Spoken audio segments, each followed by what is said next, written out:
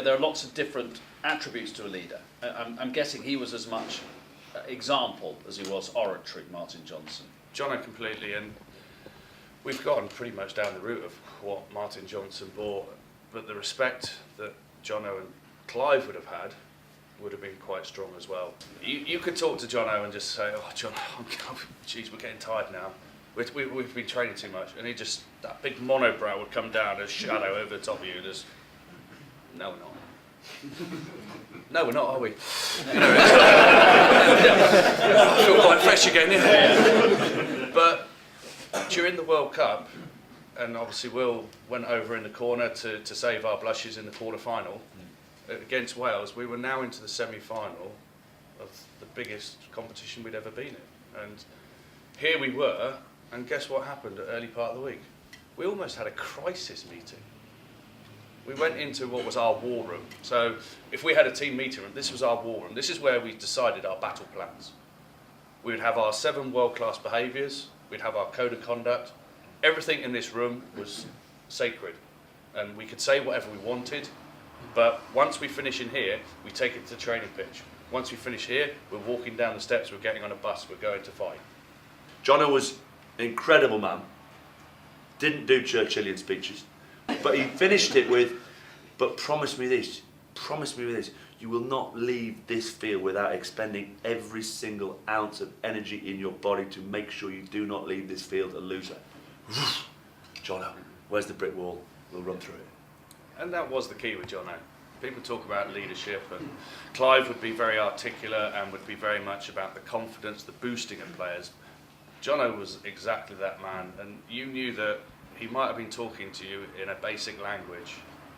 It was a language that everyone understood, but the language we really understood was that Jono would be that man running through the brick wall first.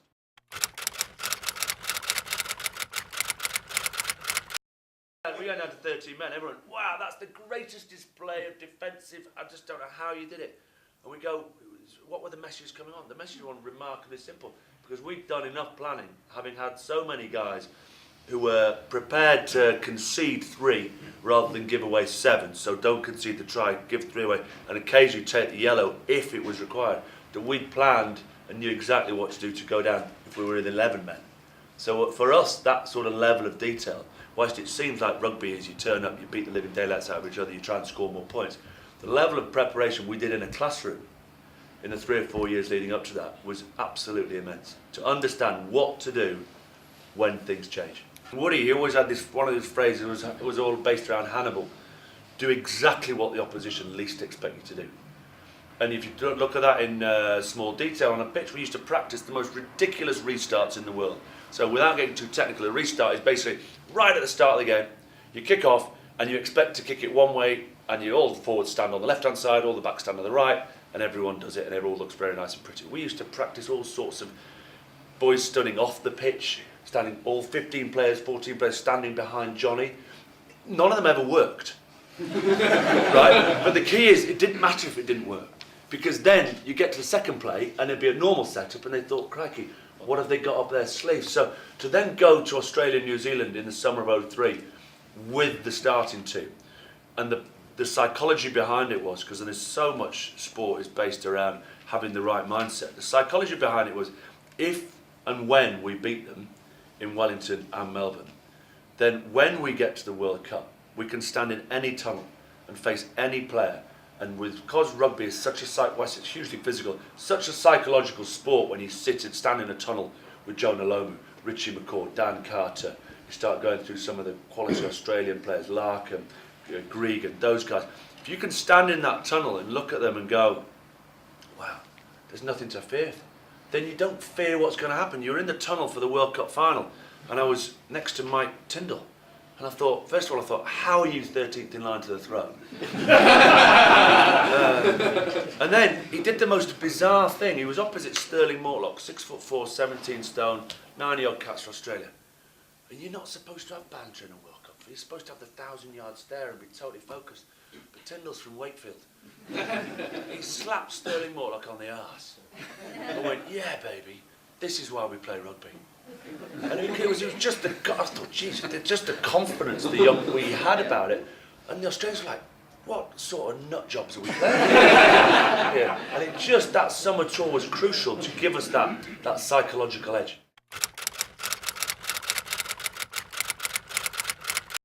One of the great coaches, one of my favourite pub quiz questions, but I do it in reverse order, so I sort of give you the answer first, is there's only one person who's won back-to-back World Cup winners' medals in rugby union history.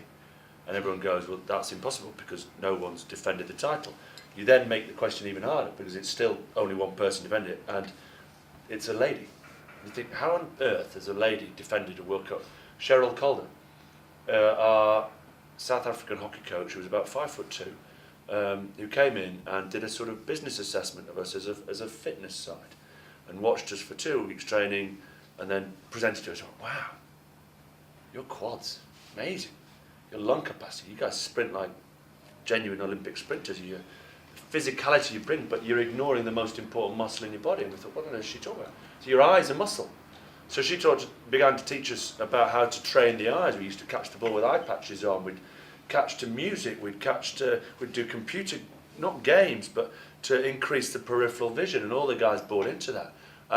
What she then introduced as well was a little core, which is crucial to us.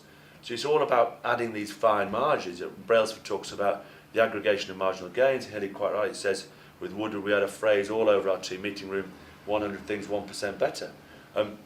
She introduced a call to which was a CTC, an acronym CTC. We played against us. No one had a clue what CTC meant. Now CTC was so simple.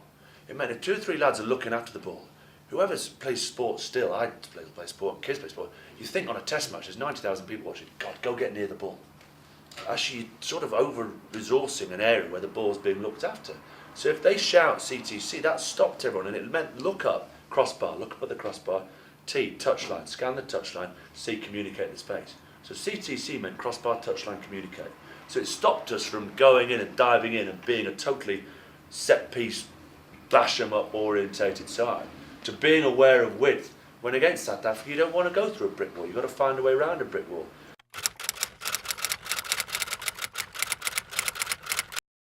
Let's talk about the Lions tour, and particularly Richard, about how you get how you get to gel a reasonably disparate group of British and Irish players, most of whom have been slagging off England in the media the previous 6 months. How does that work? It's an unbelievable concept of 4 countries coming together to which 3 hate one, and we're the one that's hated. You literally spend 4 years trying to beat each other up, trying to put one little step over each other, and then you do get thrown into a room. You go into a hotel, and you have to drop everything immediately. And it's one of the biggest keys to how successful a tour is going to be is the camaraderie, the team spirit of that group. I've been fortunate enough to go on the 3 Lions tours, 97, 2001 and 2005, and we slowly got worse and worse. Yeah. We won the series. I was right with you, buddy. We won the series in 1997, and it was truly unbelievable in that we did gel straight away. I mean, that group of players instantly had a rapport. It probably helped there was an element of amateurism that still existed. The English clubs, I think it'd be quite easily accepted, had already moved on to professionalism. The players understood about sports science and medical history and how much we had to look after ourselves.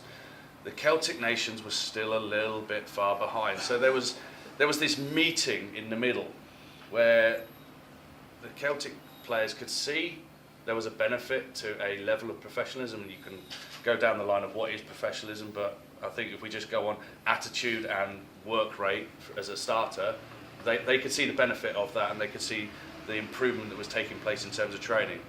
The English players were just so happy to go back to an amateur lifestyle that they'd all experienced but hadn't done for 2 years. So we were all supposed to start. So at the start of the tour, we were supposed to start in the test team. We developed their methods and got dropped to the midweek team. And all the Celts developed our attitude and became the test team.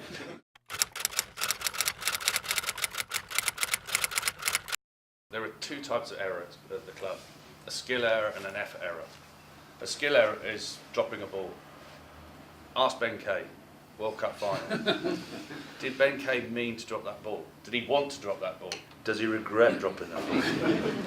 Every day. So, there's no point telling Ben Kay he did, and to a man, everyone went up to Ben Kay and said, right, next job, because his next job for us was to win the line out, and we had to do that, otherwise Will wouldn't touch the ball, and then we'd have a stroppy Will.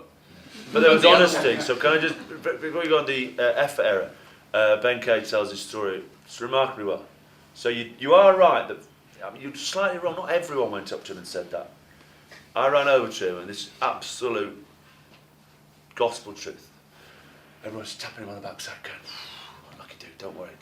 I went up to him and went, Benny, you will regret that for the rest of your life. And he goes now, he looks back and goes, at least someone was honest with me, because he regrets so. When you talk about the banter within a chain, it keeps you level-headed and grounded. It was crucial. Sorry, the effort error. Yeah, and then the other one is the effort error. Now that's a different thing, because you have control of that. If a ball's kicked up in the air and you need 5 people to chase it, it's quite obvious if one of them doesn't. And that person is letting the team down. And that is something that won't be tolerated. But a mistake that you do have a control over, obviously you can do it better, but that one-off dropping of a ball doesn't count. If you drop it for 4 weeks on the trot, the coach will then look at themselves and say, well, actually I need to work with an eye coach, or we need to look at why it's happening.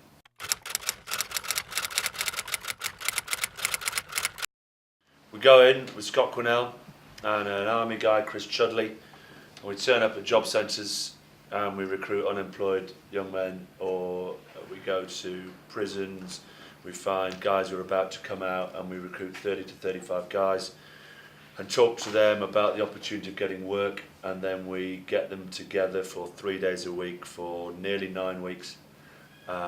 We teach them about life, CVs, job interviews, turn them into a team. The Glasgow lot we've just had, 2 of them had ever touched a rugby ball before in their life.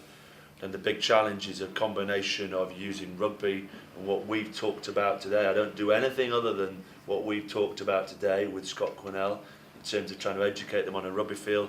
And then we put a jobs fair on for them. Tottenham Town Hall did. We've just done it in the amazing building in the centre of Glasgow.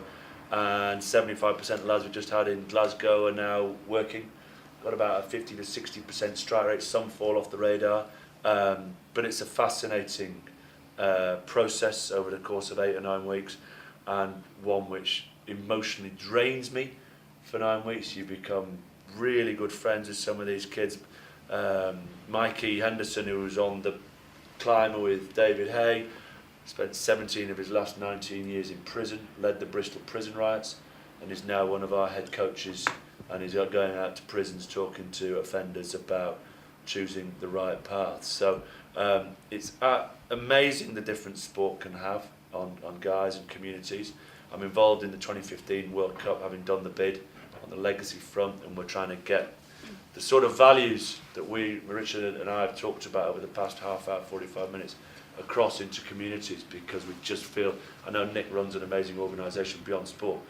Sport, like no other vocation, no other pastime, I believe, has the ability to change lives on an incredible manner. You only have to look at that 2-minute edit to see the lasting difference, as Mickey Finnegan says, it's having on people's lives.